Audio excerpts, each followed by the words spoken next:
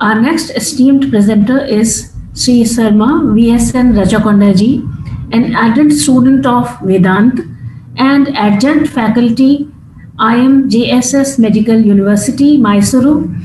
The topic of his research paper is The Parable of Garg and Ajatshatu from the Brihadaranyaka Upanishad. I would now request Sri Rajakondaji to kindly present his paper. Thank you. Sri Rajakondaji.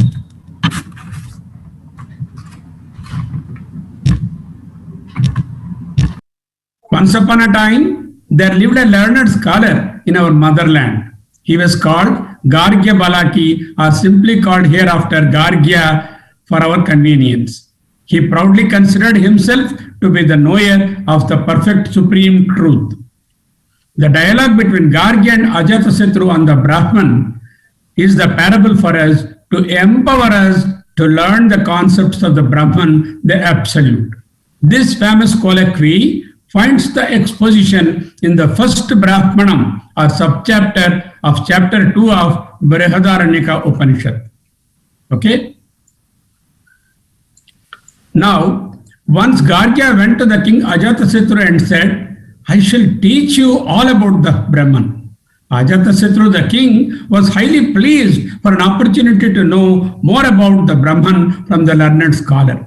He received Gargya with all due respect, and he said, Fortunate I am for being your choice to teach me. Together, they sat and started this colloquy.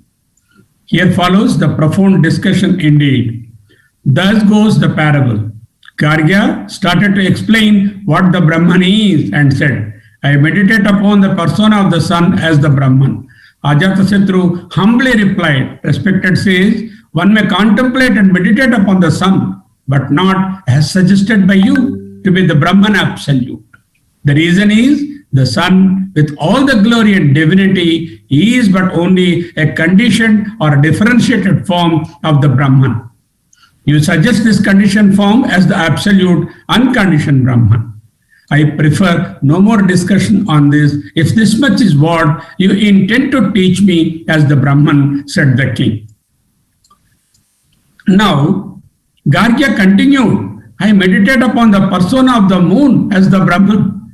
Hearing this, the king humbly replied, Sir, I meditate upon the moon, but not as suggested by you to be the Brahman, the Absolute. The reason is, moon is only a conditioned form of the Brahman, but you strongly suggest that this conditioned form is the absolute, unconditioned Brahman.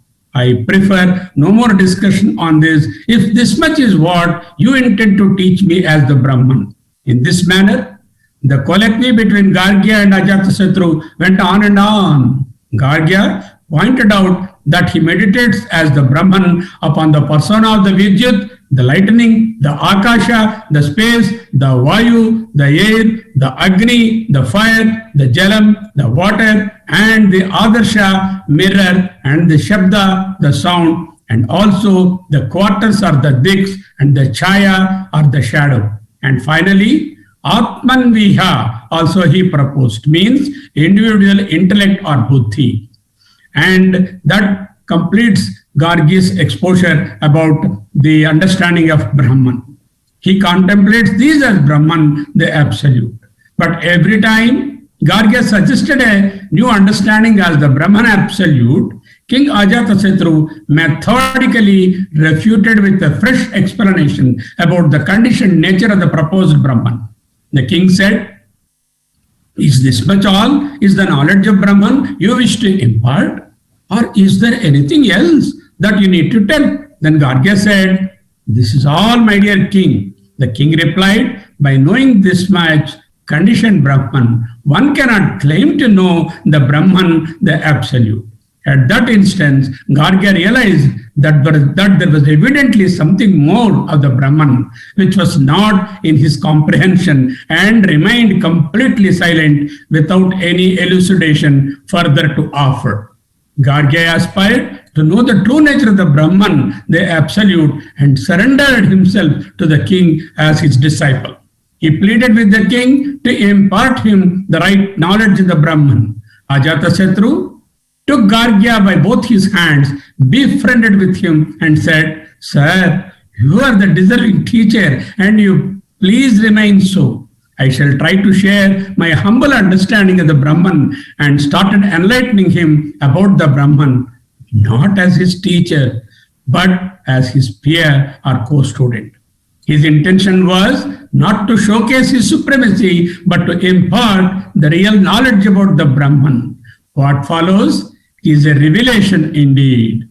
The king and Gargya went to a man who was fast asleep in certain part of the palace. The king gently called out the sleeping man by his name, Oh Somaraja, wake up, wake up. But the sleeping man did not get up. Then the king pushed Somaraja again and again with his hand until he woke up.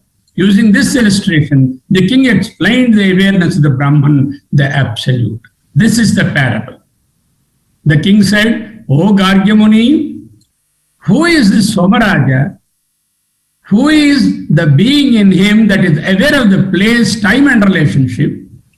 By that awareness of Chaitanya, he is known as the Vijnanamaya Purusha. Known as the Vijnanamaya Purusha. He is aware when wakeful. But when he is in deep sleep, where is this awareness principle in him residing? What happened to that? From where did it come back into the Jagat state once we woke him up? Gargya said, Oh dear king, I know not the answers to your profound questions. Please explain me. Ajatha Satru continued thus. This person whom we were referring to, Somaraja, is very much the experiencer of the events, relationships, things, people around when he is awake in the Jagrat state. He went into deep sleep without any contact with his wakeful world and experiences. In such a state of total dissolution of all wakeful experiences, he is known to be Swapiti in Sanskrit. Swapiti. At that time, all the cognitive functions of his sensory and motor organs and the internal organs such as mind and intellect have come to naught and are dissolved or hidden, just as the skills of a sculptor are hidden in him when he is not sculpting, just as the painting skills of a painter are hidden in him when he is not painting. From the above, it was evident that the being whom the king wanted to convey as Brahman was not the agent and experiencer in the body. How can one conclude so? In the waking state, the conditioned, limited consciousness, which is the agent and experiencer, and the unconditioned Atma Chaitanya have got mixed up. There are two things, the conditioned, limited consciousness and the agent experiencer, and the Atma Chaitanya inside, which is the unconditioned one, both got mixed up. In this state, the Purusha in him is called as Vishwa. In the Jagrat state, the Purusha is called Vishwa. In between the wakeful state and the deep sleep, he also enjoys his dream or Swapna state, in which his mind experiences all imaginary things, though in fact he is not the doer or enjoyer of them in the sleep. He dreams as though he is a king or as a beggar or an animal or any other imagination. In that state, the Purusha in him is called the Taijasa. So the Purusha in the Swapni state is called the Taijasa. Extension of this analogy to the dream of the waking world is an imaginary long-term dream. So the sleep is a temporary dream. This world, waking world, is a long-term imaginary dream. After the dreaming state, one is in deep sleep or sushupti, wherein all the experiences and cognitions are totally dissolved. During the deep sleep, there is no play of either the external organs, such as the motor and the sensory, or the internal organs, like the mind, buddhi, ahankara, and the chitta.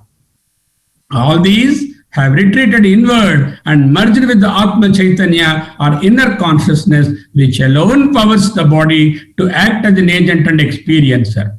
In this state, the Purusha in him is called the Prajna.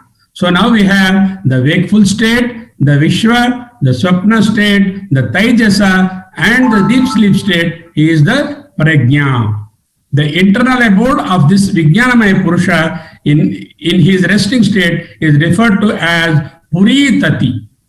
This internal abode of this Vijnanamaya Purusha in his resting state is referred to as Puritati. This state is the actionless, cognitionless, total state of silence. Ajatha Satru, when they just called him, they could not arouse him. All his sensory organs were dissolved in the deeper Puritati. But when all his sensations were together stimulated as a complex and a conglomeration, the Vijnanamaya Purusha is brought back into Jagrat, and all his organs and mind came into contact with the external world and experienced the wakefulness. This proves that the consciousness of Chaitanya is very subtle, very sukshma, and is quite different from the body and sensory organs or motor or inner organs. All the internal and external organs are connected to this limiting adjunct body, mind, and intellect or BMI. Therefore, the organs being absorbed, the self rests and rejoices in its own self. The self rests and rejoices in its own self.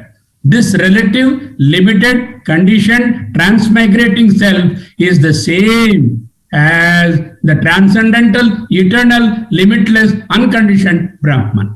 This identity is the exalted state of Jiva Brahma Aikyatvam, comprehended by the authority of the scriptures or Sabda Pramana and not by any other means or Pramana. In the world, a spider moves along with its own threads, which are not different from itself, and there is no other auxiliary to its movement but it itself.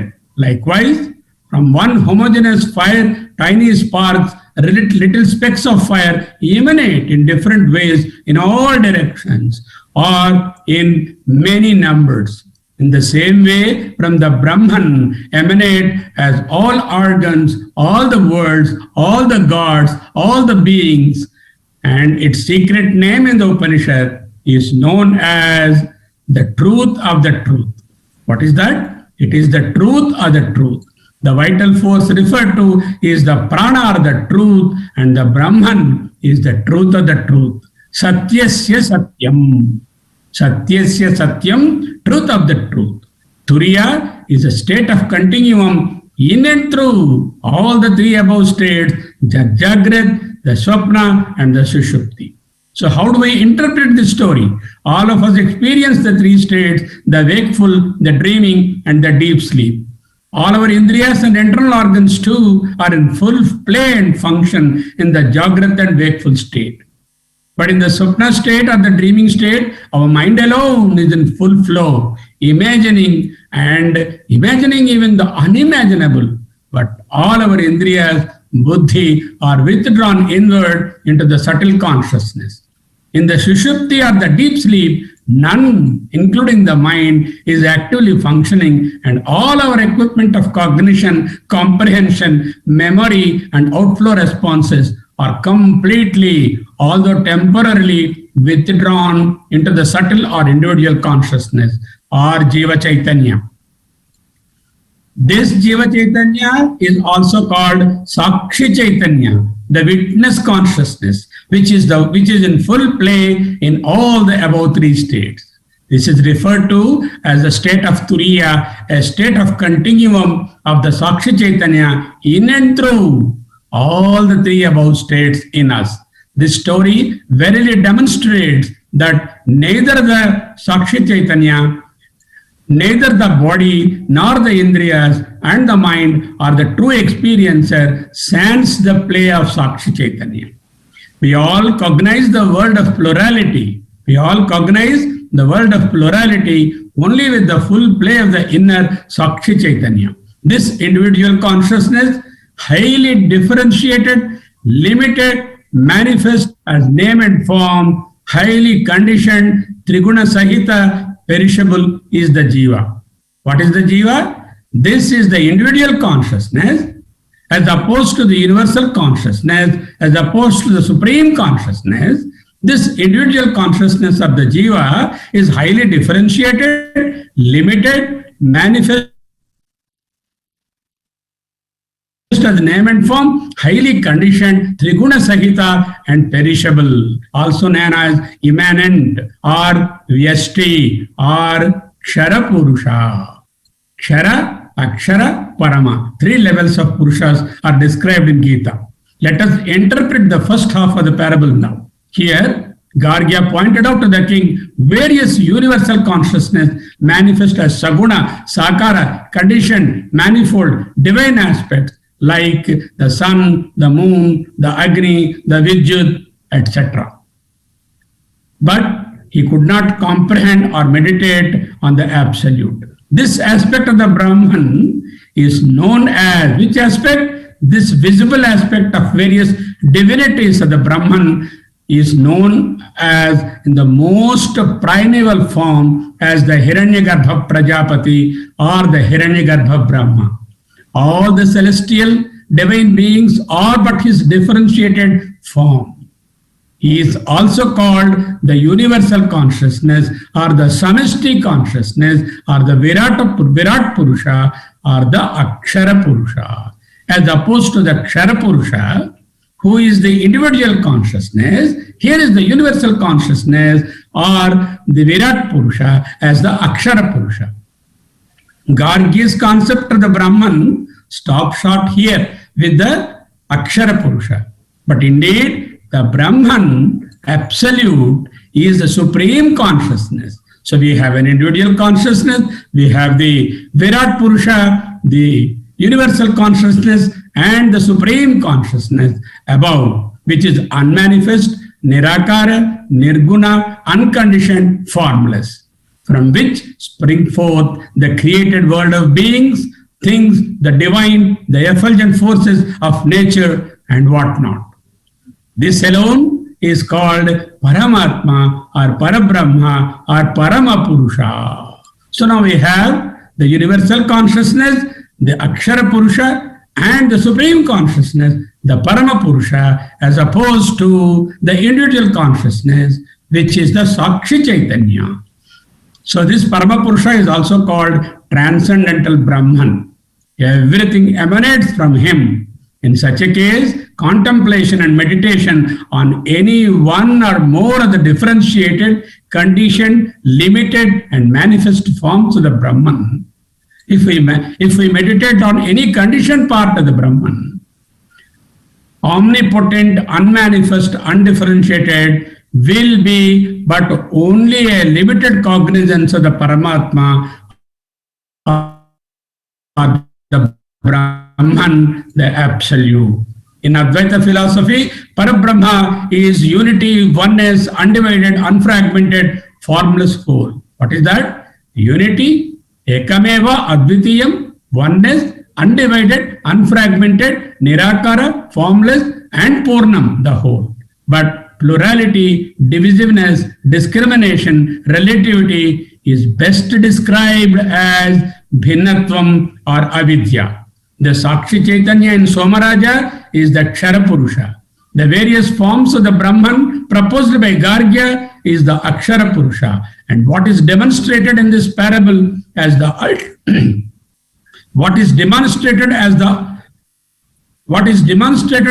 ultimate in this parable is the Parama Purusha.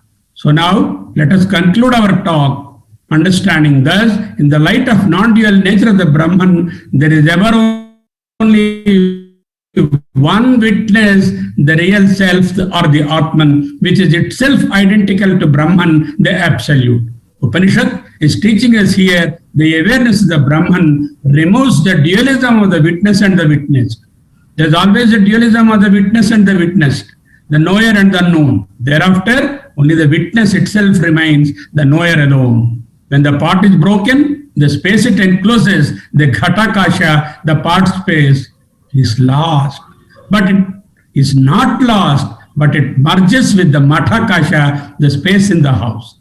When the house is demolished, that entire house space is not lost, but merges with the chidakasa, the universal space.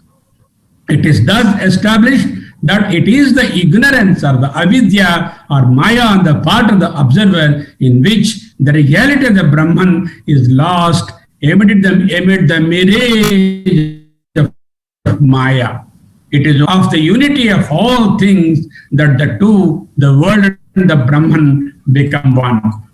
Jagadguru Adi Shankaracharya is at his best in presenting the discussion in his eloquent analysis or bhashya on the Dashopanishads, and Brihadaranyaka is the highlight of it. In his hands, Hinduism underwent an intellectual catharsis, shedding the dross of dead ritual and decadence. Advaita Siddhanta emerged to feed sweet reason and nourished the then weakened soul of Vedic philosophy. Shankaracharya saw universal oneness which allowed him to relate as much to the sophisticate as to the rustic, lovingly helping them along in their quest for from the human to the divine. The Bhashya on Brihadaranyaka holds a lofty mirror to Sri Shankara Bhagavad Pada's genius, our obeisance to the Jagadguru. The message, the take-home message for this talk is this: comprehension does not desist one from Sakara Aradhana or the form worship, but prepares one to look at the unity in diversity as the ultimate understanding. One must learn to embellish in thought, action, and word the oneness, universal Brahman, the absolute, and in and through any form of worship, meditation, or contemplation, and ushers in us universal brotherhood, equanimity, equality, and tolerance. In this apparent plurality that meets our mundane mind, raising ourselves above the innumerable divisions and ascending ourselves onto that pedestal of unity is verily the evolution as a human being. That is the purpose, sine qua non, of our spiritual study. Thank you, Sri Rajakonda ji, for a very educative paper.